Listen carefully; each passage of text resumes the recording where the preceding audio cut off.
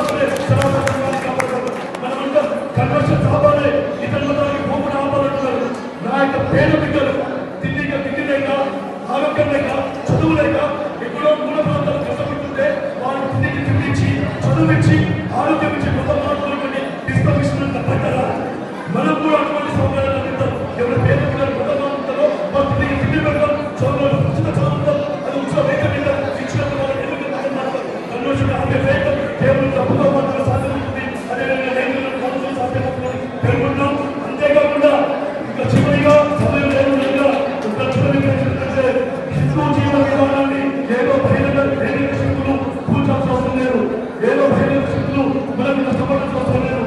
మనమే హిందూ జీవన విధానాన్ని సర్వనాశనం చేస్తున్నాం. భయం అంతర్గతంగా ఉంటుంది.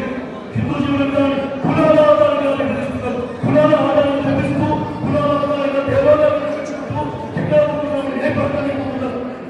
ఇక చాలా ఉగాది పండుగ, దసరా పండుగ వచ్చినప్పుడు కూడా అన్ని కులాలకి సమానమైనటువంటి దేవాలయాలు, హిందూ మతానికి మూలమైనటువంటి శక్తి అమ్మవారి దేవాలయాలు పోకుండా కుల దేవాలయాలు వెళ్తూ కుల దేవాలయాలు తెలుసుకుంటాం. మనం అన్ని కులాలకు సమానమైన హిందూ మతానికి మూలమైన అమ్మవారి దేవాలయం వెళ్ళి ఒక 5 నిమిషాలు పూజించుకొని తర్వాత మీ కుల దేవాలయం వెళ్ళండి.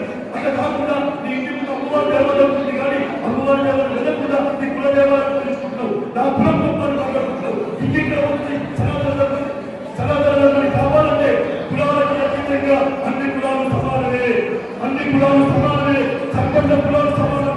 హిందూ జీవన విధానాన్ని ఫాలో అయిపోతాం. ఇక్కడ సమానం పెట్టుకున్నారే అదే స్థాయిలో కూడా బసవేశ్వరుడు 11వ శతాబ్దంలో కూడా చాపకుళ్ళు అన్ని కులాలు సమానమే. శివుని పూజించే ప్రతి ఒక్కరు కూడా బ్రాహ్మణుడే.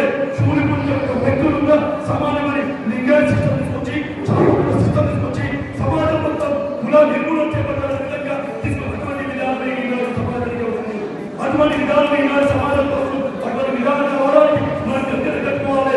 నీటి మీద మనము పైకి అద్భుతంగా మాట్లాడుతూ అద్భుతంగా నీటిని కాదు మీ యొక్క మనస్ఫూర్తి